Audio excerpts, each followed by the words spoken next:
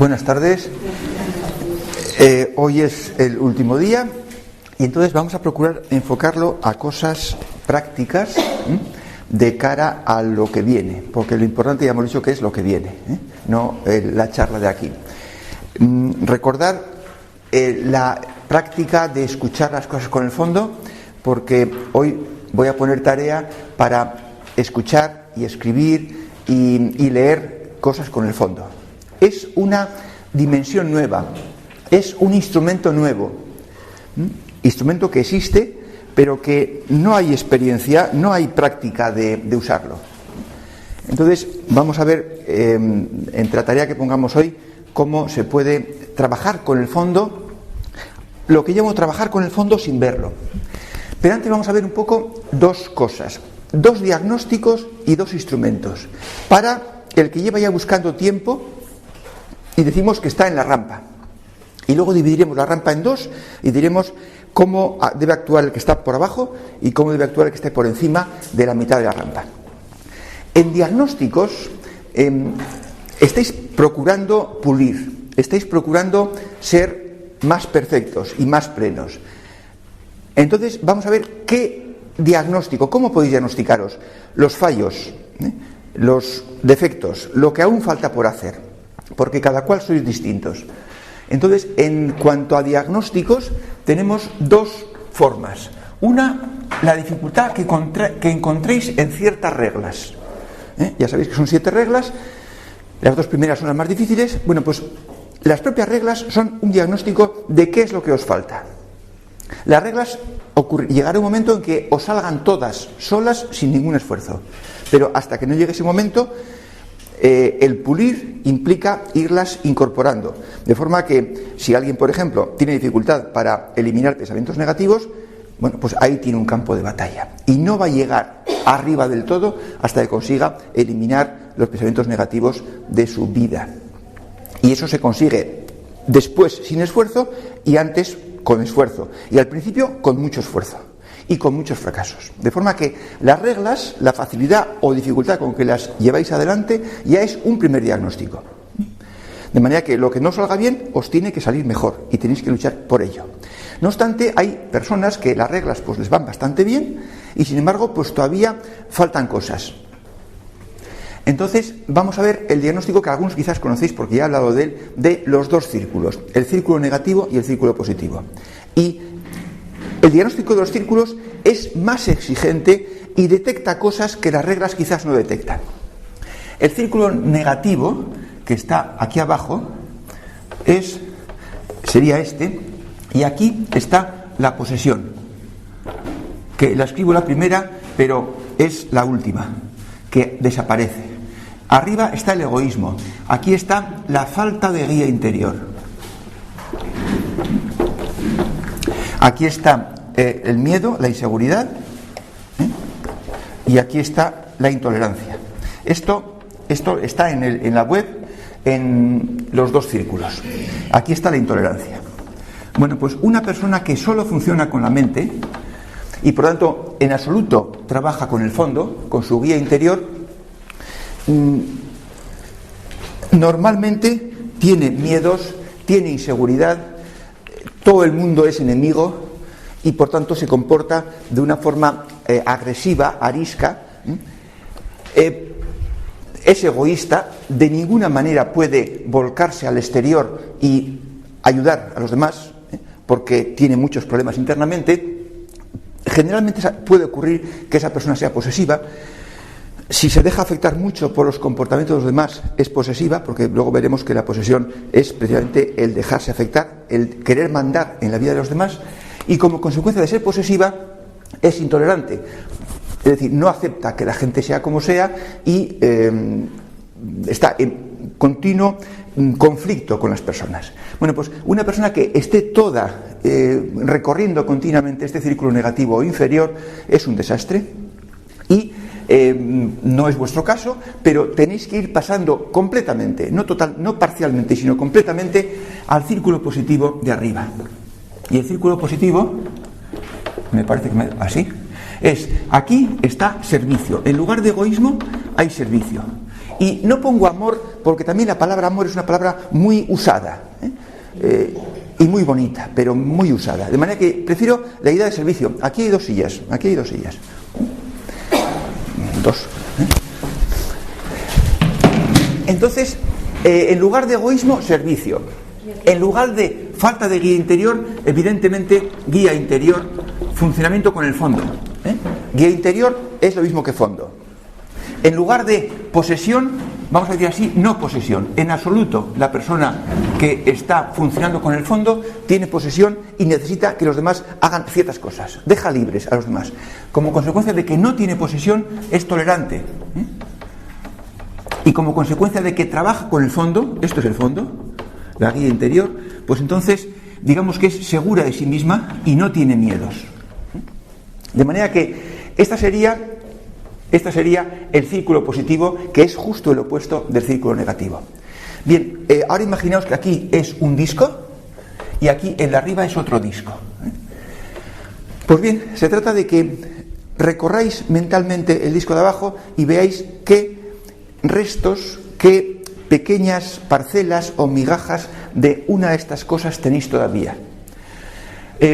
Hablemos por contraste de ambas cosas. Es un pentágono y quizás el origen o quizás el destino es la guía interior. Estamos persiguiendo tener guía interior, trabajar con el fondo, de manera que el fondo es el motor, y dijimos que era la componente sutil y única que solo deja trabajar en plan único y positivo.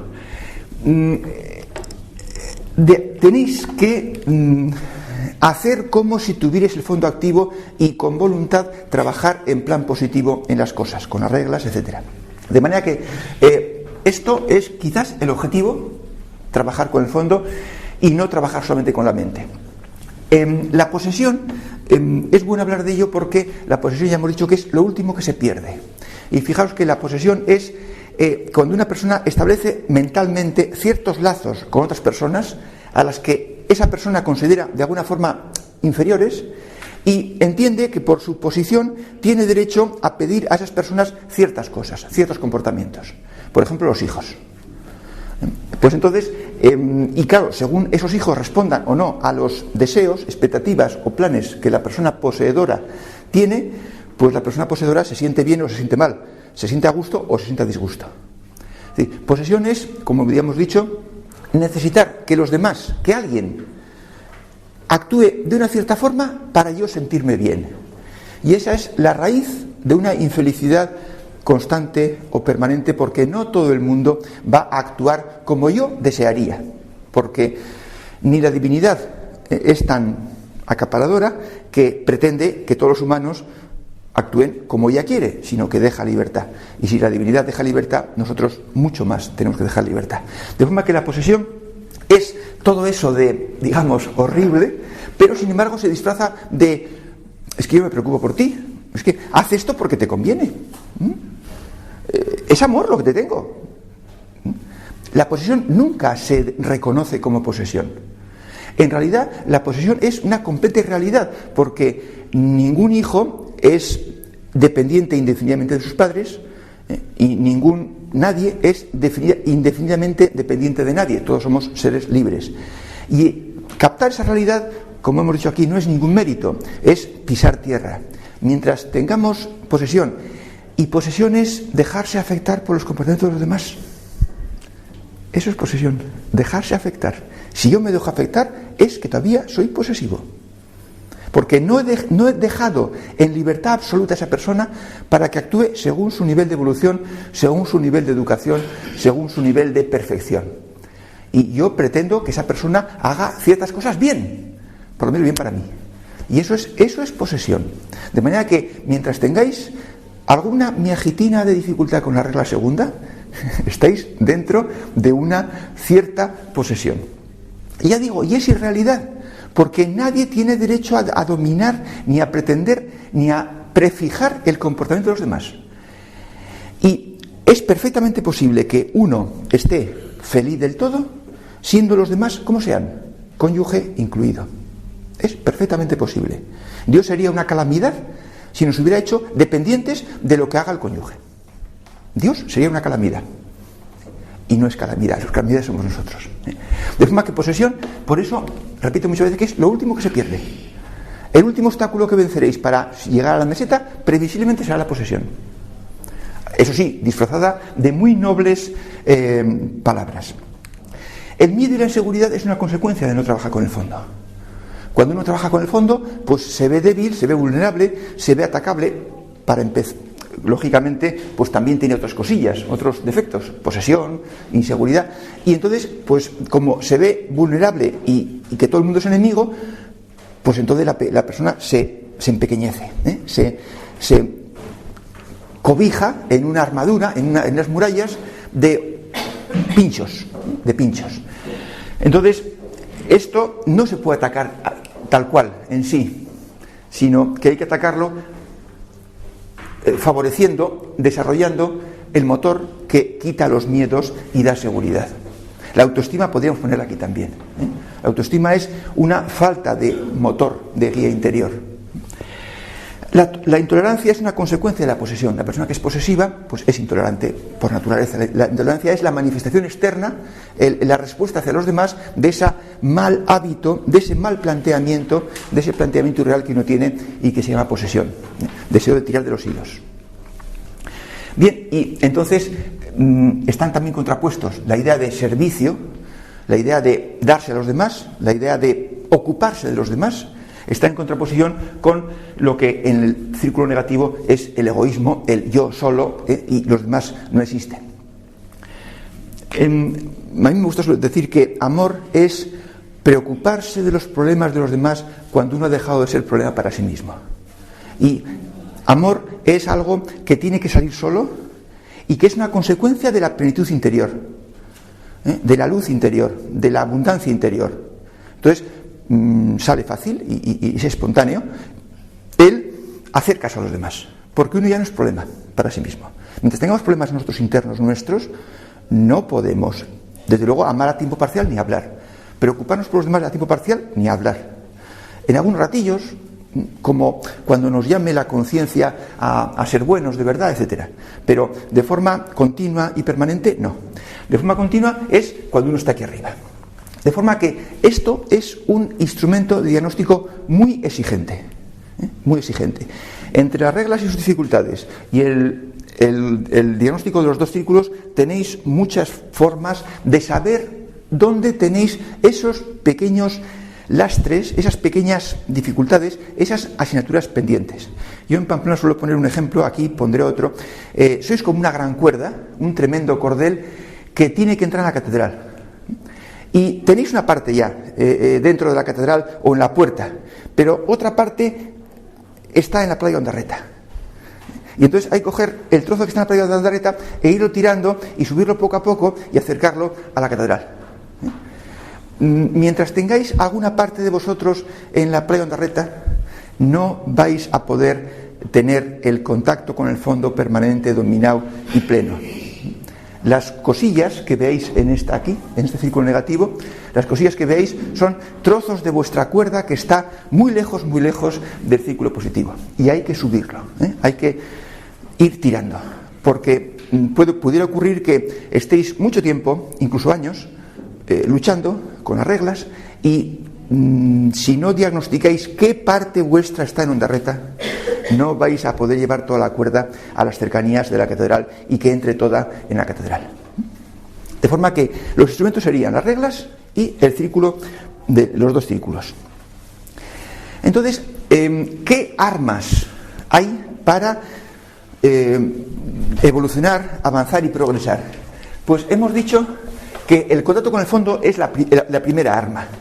El contacto con el fondo es algo irrenunciable, es imprescindible y es algo que sucede, no me atrevo a decir fechas, a decir tiempos, pero en un par de años, en 3 años, deben haber ya, si no contactos, lo que alguno que venía aquí llamaba contactillos, ramalazos, intuiciones, pequeñas experiencias positivas de gozo que son un poco como el ver el fondo o el contactar con el fondo entre nieblas.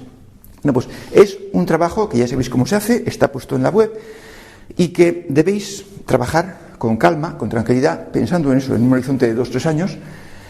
Por supuesto, ya hemos dicho que el contacto con el fondo es ser plenitud un ratillo, un cuarto de hora, y en ese cuarto de hora desarrollar, manifestar, unirte con la parte de plenitud que tienes dentro, con el fondo. Entonces, ese es un instrumento, y es un instrumento poderoso. El mero hecho de estar anhelando, buscando, deseando y procurando el contactar con la plenitud que hay en vosotros, os lleva a que la perfección se remueva, se manifieste. Pero puede ocurrir que no tengáis éxito y que tarde mucho el contacto con el fondo. Bueno, pues entonces, en ese caso, hay otro instrumento anterior que es lo que llamo trabajar con el fondo sin verlo, y que consiste en, como dijimos, leer textos que sean bonitos, que tengan verdad, que tengan sabiduría, que tengan conocimiento, leer textos y dejarlos resbalar al fondo, como intentáis hacer en este taller. No leéis mucho, leer poquito. Y yo tengo puestos en la web unos textos para leer con el fondo, y también hay puestos, y eso es lo que os quería decir hoy como tarea, en el primer apartado de todos es sabiduría. Y en sabiduría he ido recogiendo textos de personas que ya han muerto y que llamo maestros, son los hermanos mayores, y que empieza con el Evangelio de Juan, lo que yo llamo original. En el Evangelio de Juan hay muchas partes de sabiduría y están agrupados en 10 capítulos. Bueno, pues os sugiero que trabajar con el fondo sin verlo sea, por ejemplo, leer el capítulo primero de Juan, original, que está en la web, el capítulo segundo otro día, el tercero otro día, y así hasta los 10.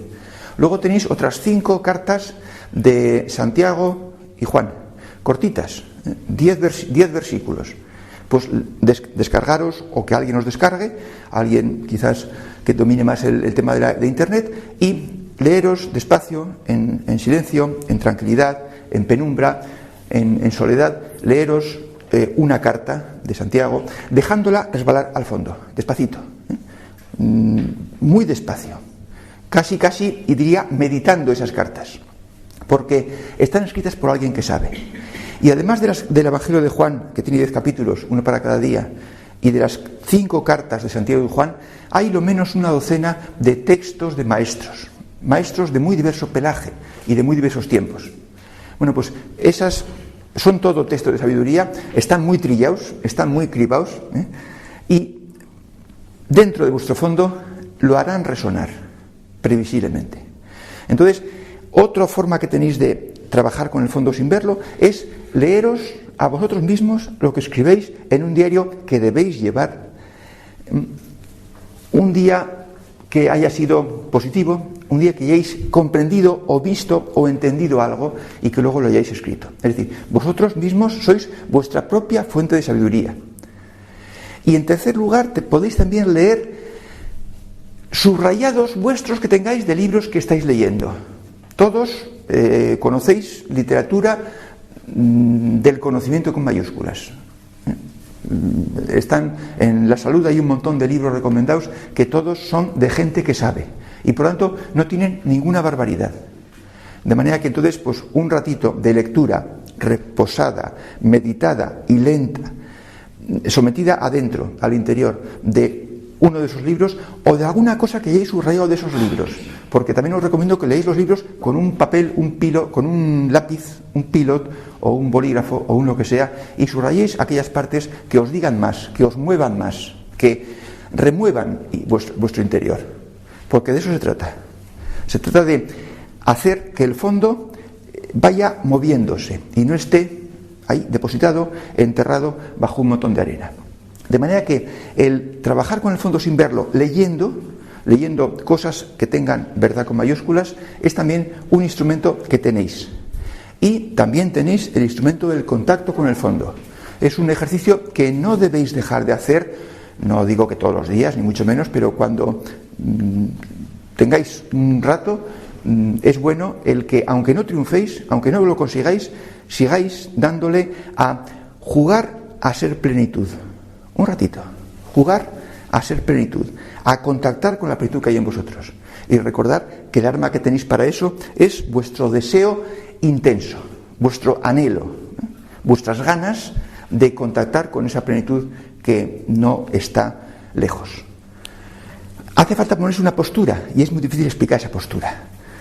Pero limpieza y quitar todo lo que sobra, todo lo que no es parte de vosotros en esencia. Y entonces hay también está en el texto que hoy daremos, están las 4 preguntas clásicas. ¿Quién soy yo? ¿Qué hago aquí? ¿De dónde vengo? ¿Y a dónde voy? Y como estamos viendo, ¿qué se debería enseñar a los chavalillos cuando tienen 7 o 10 años?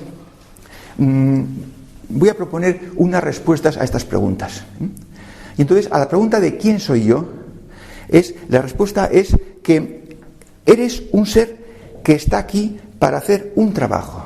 Es decir, no estamos en la tierra pues porque nuestros padres quisieron, sino que tenemos que hacer un trabajo. Y somos unos seres destinados a la plenitud y a la felicidad. No somos unos seres destinados a sufrir. No estamos aquí para sufrir. Estamos aquí para ser plenos y ser felices. Pero para eso hay que trabajar y hay que pulir. De forma que somos un ente que ha venido porque tiene unas asignaturas pendientes, pero también somos un ente que ha venido con ciertas asignaturas aprobadas. Y tenéis que conocer cuáles son vuestras asignaturas aprobadas. Y para eso, imaginar qué es lo que sois incapaces de hacer. ¿Qué es lo negativo, lo terrible, lo horrible que sois incapaces de hacer? Que tendréis que nacer otra vez para ser capaces y ser distintos a como sois, para ser capaces de hacer algo tan horrible como tal cosa.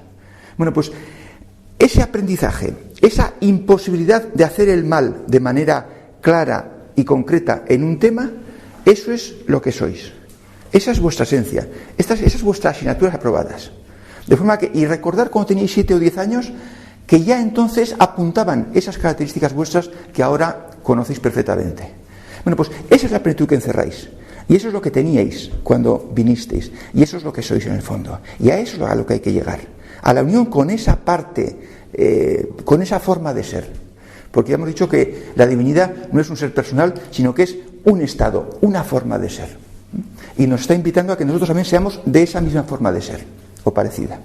Bueno, pues sois esa forma de ser. Y no sois ni hombre ni mujer, ni rubio, ni alto, ni bajo, ni moreno, ni nada. Sois justo esa forma de ser. Y tenéis que descubrirlo. Y os podéis unir entonces a vuestra forma de ser. Sois un conjunto de valores.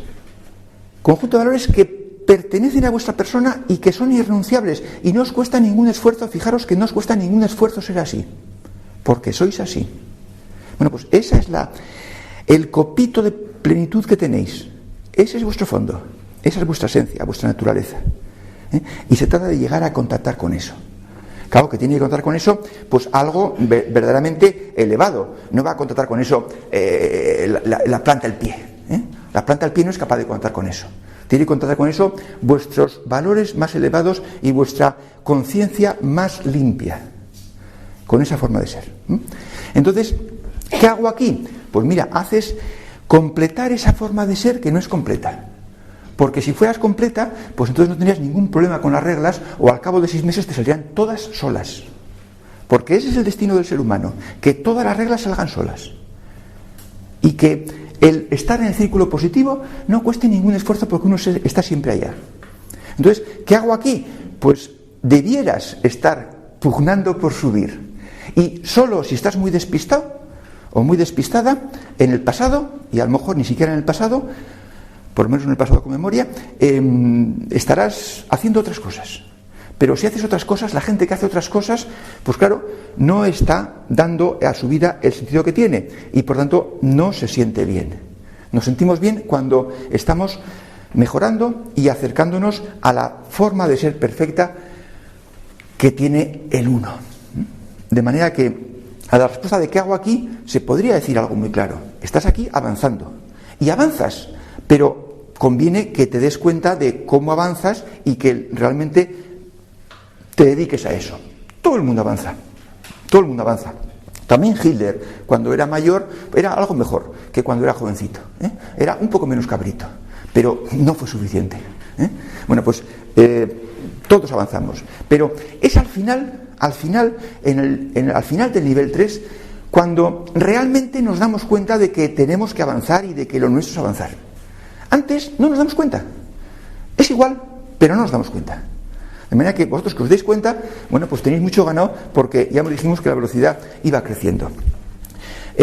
La otra pregunta de dónde vengo, vienes de algo anterior, que es donde aprendiste esas asignaturas que tienes aprobadas y que forman tu pelotita de fondo. ¿Y a dónde voy?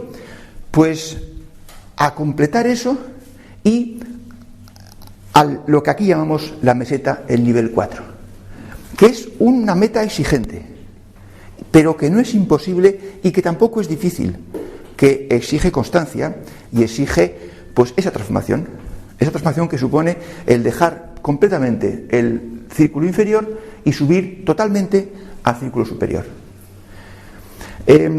Yo ya sabéis que no quiero hacer marketing de lo bien que se está en el círculo superior, pero quien más, quien menos ha tenido sus experiencias y bueno, pues tampoco hace falta hacer marketing de eso. Entonces, ¿qué sentido tiene la vida? Pues la vida tiene sentido cuando uno se da cuenta de para qué está aquí, de cuáles son sus bases, qué es lo que tiene logrado y qué es lo que le falta por lograr, y trabaja para lograrlo. No quiere decir que en cuanto uno trabaje para lograrlo, ya todos sus días sean maravillosos y todo sea de color de rosa. Porque precisamente el que le falte cosas para lograrlo implica que aún hay ciertas cosas que ignora, que no ha asumido como propias y las ha metido en su vida. Y entonces esas cosas que ignora le hacen tomar la vida de una forma indebida, y a ese tomar la vida de una forma indebida, esa persona le llama sufrir. Los demás me hacen sufrir. No, habría que decir, yo pretendo cosas imposibles y como son imposibles no las consigo, y como no las consigo me siento a disgusto y frustrado. Es decir, todo está en el yo, en el cómo hacemos las cosas de bien o de mal. De manera que el sentido de la vida, para la gente que está en los niveles 1 o 2, pues es algo desconocido y es algo que solamente provoca amargura, mal humor, y por tanto la gente no se lo plantea, porque no le conviene, porque no es sano, porque le hace sufrir, porque lo pasa mal. En el nivel 3, al principio, bueno, pues el sentido de la vida empieza a tener un poco de sentido, pero la persona se fía de lo que le dicen los demás, y lo que le dicen los demás, pues sí, está bien en cuanto a dirección, pero quizás no está bien en cuanto a concreción, que hay que hacer. Y en la segunda parte del nivel 3, ya la persona sí que está buscando ese sentido de la vida, y lo quiere, lo anhela, lo desea, porque quiere encontrarlo, y está buscando donde cree que hay, y va pues encontrando cosas más o menos parciales hasta que por fin encuentra una que le llena, un camino auténtico, y entonces empieza la rampa de acceso. La rampa de acceso. Bueno, aquí es donde se da el sentido de la vida, a partir de aquí. Aquí. La vida tiene sentido. Uno puede ser consciente de que él tiene dificultades, de que él tiene imperfecciones, de que no ha conseguido todas las cosas. Pero la vida en la rampa de acceso, que es parte del nivel 3, en la parte final, tiene sentido. Y por supuesto, la vida tiene sentido auténtico en la meseta, en el nivel 4. Entonces, el nivel 3, en la rampa, que supongo que estáis todos. En la primera parte de la rampa, el objetivo es el contacto con el fondo. El ser capaz de manifestar plenamente un rato, un día, el fondo y entrar en contacto con él. Ese yo diría que es el objetivo. Y con paz, con tranquilidad, limpiando, puliendo, con las reglas, con los dos círculos, con el trabajar con el fondo sin verlo, el objetivo es llegar aquí. Y eso, pues, 2-3 años. A partir del momento en que empecéis a trabajar en serio. Tampoco os garantizo que en 3 años lo consigáis, porque depende de la cuerda, hay que coger la cuerda y subirla completamente hasta la catedral. Bueno, y después, y la persona que ha llegado ya al contacto con el fondo y ya sabe lo que es eso. Bueno, pues la velocidad será mucho mayor, el motor del fondo va a ser muy potente y le va a ayudar mucho, y entonces lo que tiene que hacer es conseguir automatizar y hacer a voluntad ese contacto. Conseguir que ese contacto obedezca a su voluntad y que todos los días sea capaz de retomar la unión con esa bolita de perfección que va creciendo en su interior. Entonces, ese es un poco el panorama, la perspectiva del trabajo que hay que hacer y del sentido de la vida y de qué hago aquí y a dónde voy. Todos estamos puestos para que lleguemos aquí y todos podemos llegar al nivel 4. Pero eso, hay que trabajarlo e ir desarrollando facultades y capacidades de percepción. Y eso se resuelve perfeccionándonos, puliéndonos y haciéndonos cada vez más plenos.